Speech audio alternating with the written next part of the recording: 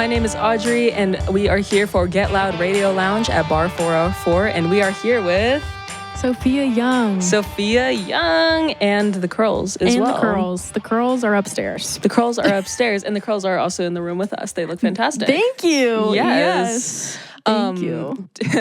Is your hair related to the naming of the band? Yes, it is. The original iteration of the band, we all had some sort of level or texture of curl.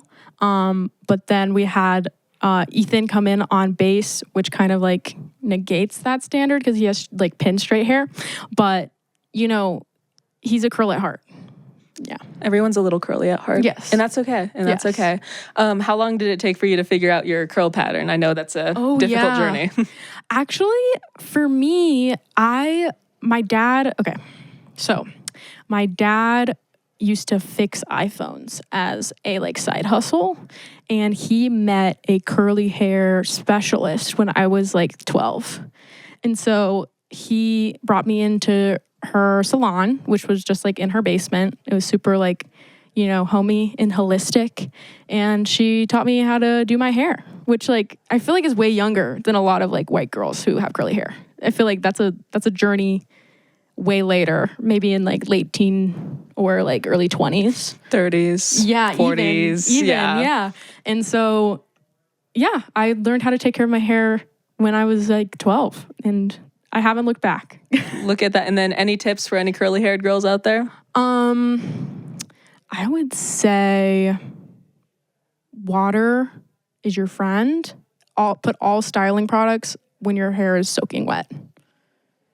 Like, that will be your friend, because the styling products will lock in the moisture, and that's what curls want. So that'll negate frizz, because frizz is just your hair trying to get more moisture. So if you lock in the moisture, your hair won't get frizzy. My life has changed. Yes. Thank you so much. As a wavy-haired girl. Yes. Okay, music. That's what we're here for, right? Yes. And also the curls, which thank you so much. I read that you've been doing music since 12 years old. Yes. Same, aligned with the curl journey. I started writing songs in 7th grade. I wrote my first song, and it was called Crash and Burn. So that was about my family, yes, at the time. So big feelings that I wanted to let go of and, you know, express at my 12-year-old age. And yeah, I had been playing piano since I was 5. That's when I started piano lessons. And I started like helping my friend sing in the talent show at school in 6th grade. But like I didn't like believe in myself enough to do it. But then in 7th grade, I was like, wait, I am a singer. And so I did the talent show in 7th grade. And also through my dad's fixing iPhone business, he met a music producer. And then that music producer referred me to a vocal coach. So I started vocal lessons when I was 13. And yeah, the rest is history. And now you're here. Mm-hmm. Did you ever perform Crash and Burn, or was that more of a personal thing? She never saw the light of day. Bummer. Yeah. First songs, never really that good. So I waited a long time to sing an original. My first single that I put out, In Red, was the first song of my own that I ever sang in front of people. How old were you when you wrote that? I was 18 when I wrote and recorded that. That was for my friend was my friend's mom was a hairstylist. So then I was in a photo shoot with the hairstylist doing my hair, and then her friend, Latasha Harmon, is a makeup artist. And so I was talking to the makeup artist in the chair while getting ready for the photo shoot, and I was talking about how I was a singer. And she was like, well, have you written any songs? And I'm like, yeah, I've written a ton of songs. And she was like, have you put them out? And I'm like, no. And she was like, you should write a song about her makeup campaign, which is about like red lipstick. And so the whole campaign was about female empowerment. And also, she was a Black female entrepreneur. And I was like, heck yeah, I'm going to write a song for this makeup campaign. And so I wrote In Red, and it's a female empowerment anthem. About red lipstick and feeling good in your body and taking your power back from like societal standards for women and stuff like that. And we love that. And we absolutely love that. It's a fantastic song as well. Thank you. Really nice power ballad pop beat. Thank you. Are all of your songs kind of in that sort of genre, or do you branch out? So the In Red is more of like a pop R&B power ballad, like you said.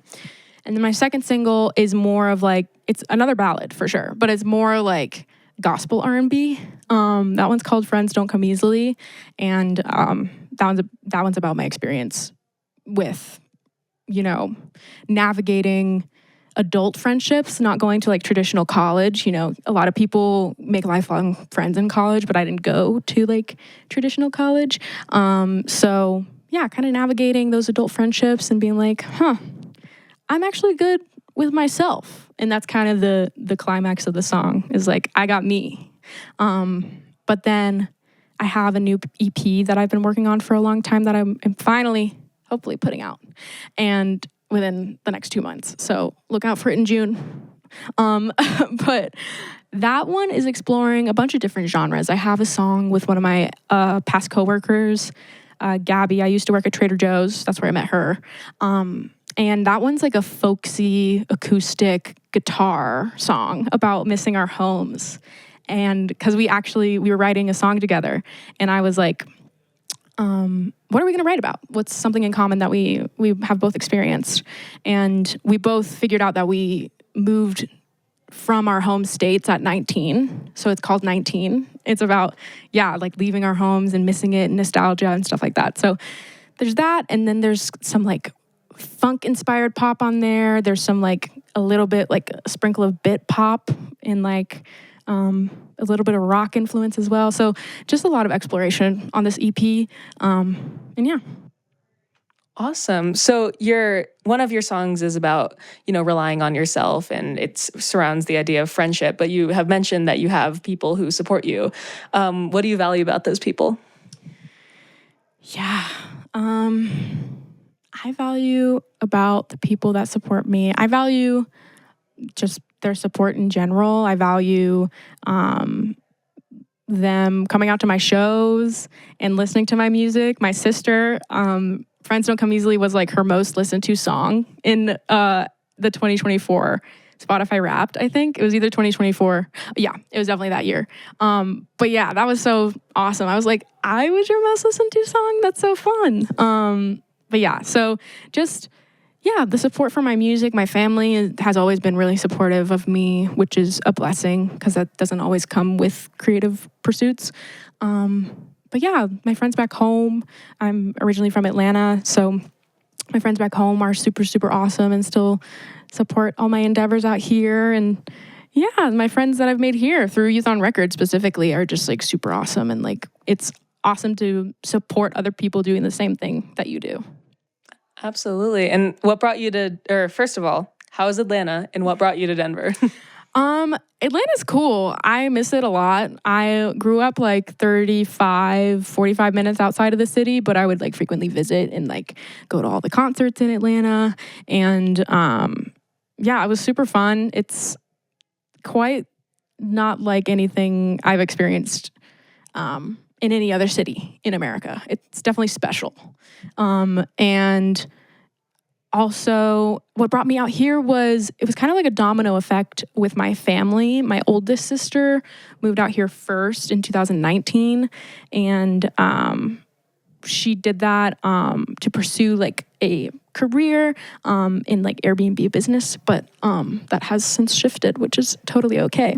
But my dad actually lived here from when he was like 10 to in his 20s. So he grew up here basically. So we would visit my aunts and uncles that lived out here while we were growing up. And then 2020, my dad moved here. And then 2022, me and my other sister moved here. So it was kind of like a domino. Big family. Yeah. Big families follow each other. That is a pattern. Yes. And they all end up in Colorado. I know. Also it's another crazy. pattern there. So let's talk about, let's go back a little. Let's go back. So you grew up with music. Can you tell me your earliest memory of music? Like what song do you remember? Oh, yeah, for sure. My mom would play Bon Jovi in the car. And so I was like 4 in the car singing Living on a Prayer and You Give Love a Bad Name and, you know, all of those songs. And yeah, I ended up performing Living on a Prayer and You Give Love a Bad Name at my granddad's lake house in Wisconsin when I was 4 years old.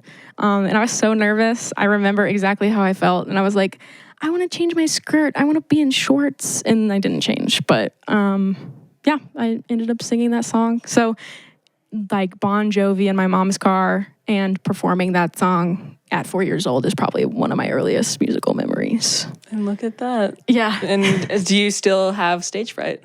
That's a great question. I have had such a journey with stage fright. So when I was doing my vocal lessons all throughout my middle school and high school years, I would shake like so bad. My hands, my knees, and shaking really, really affects like your breathing. And that's the main thing when you're singing. Like if your breath's off, like everything is off. So like I would like shake and shake and shake. And then like the big note would come in the song because I always loved to sing a ballad. And I would break on the big note. And I would think about it for like days and days and days. I'd be like, oh, I wish I got that note. I wish I got that note. But yeah, I always just ended up always getting back on stage because the feeling after performing is like no other. It's like seriously a performance high is so real. And it's like, I don't even care that I missed that note. Like for a while, I would not care for a second and then I would get anxiety and like think about it again. But I think what really got me to kind of chill out was just doing it like super consistently. Like when I was in middle school and high school, I was only performing like once or twice a year. But at like, vocal showcases and whatnot that my vocal coach and the company put on. And when I moved out here and started with Youth on Record, I would perform at Civic Center Eats. And that was like super, super helpful of like building confidence because you like perform 3 different times in the afternoon and like people aren't really paying attention to you. So it's kind of like, oh, this is like an incubator. And so like I wouldn't shake as much. I felt more comfortable. And, now it's kind of like, oh, this performance that I'm doing is just another day, tomorrow will come. And however I do in the performance doesn't define me. And so it's kind of like, I was definitely nervous earlier. It depends on the day. But like I had some anxiety earlier and I was like jumping around and like tapping my chest. And I was like, I'm okay. It is okay. I do this all the time. But, nerves show that you care, So I try to channel it into excitement now, but definitely a lot less stage fright now. 'Tis the life of an artist. Yes. Exposure therapy for you. Yes, yeah, exactly. And then do you have a memory of, because you mentioned that you used to break when you were super nervous. Have you ever just nailed a set? Oh, yeah. How does that feel? Yes. Like it's hard to like absolutely nail a set because like it depends on how long the set is and like vocal fatigue and stuff like that. But yeah, like I've nailed a couple like super low stakes set and I'm like, I wish that was in front of more people, but I feel good about it. And then I had a really good set last month at the Roxy on Broadway and it was super, super good. I felt really good. I wasn't nervous before that one.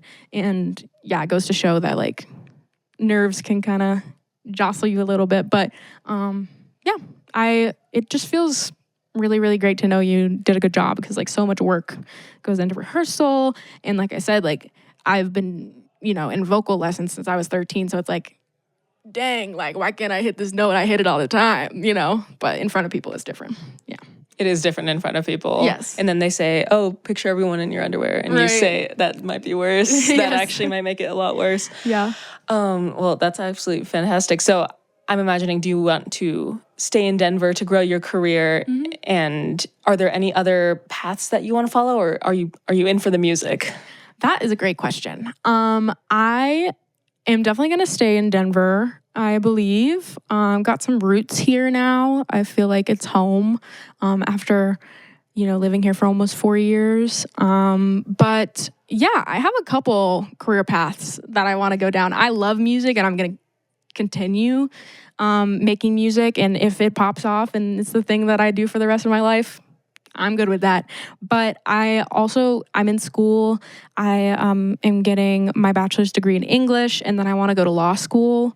I want to be a human rights lawyer, and then I might try my hand at, being a civil servant and pursue public office. That's lovely. If it comes to that, but yeah. Look at that. And so all of your songs are, well, not all of them, but very activist media. What topics are you focusing on right now? Yeah, 100%. Yeah. I on this new album and in this set I have 2 songs.